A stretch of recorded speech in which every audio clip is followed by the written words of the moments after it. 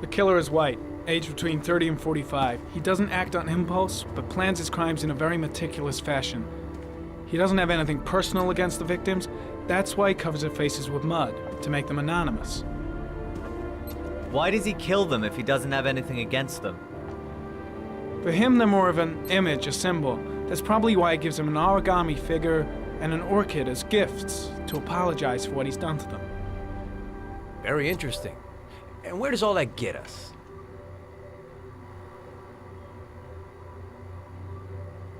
The best way of tracking a predator is to be familiar with his behavior. That may be true in novels, but there's a child's life at stake here. Continue, Jaden. One detail attracted my attention. The interval between the time when a victim disappears and the time when the body is found ranges from 3 to 5 days. But the rainfall is always at 6 inches, give or take 10%. What on earth does that mean? All the victims were drowned in rainwater. The killer kills only in the fall when there is plenty of rain. It could be that he puts them in some sort of well or tank that is open to the skies and that fills up with rainwater. The more it rains, the less time the victim has to live. Then I studied the geographical distribution of the murders. Generally, a killer commits his first murder near to where he lives, so he has a safe place to flee to if any complications arise. The more confident he becomes, the further he roams from his base. By analyzing the locations where the victims disappeared, I was able to isolate a zone where the killer might live. And what size is this, zone? For the moment, about 10 square miles. Oh, great. There must be 10,000 people live in that sort of area. You gonna question them one by one?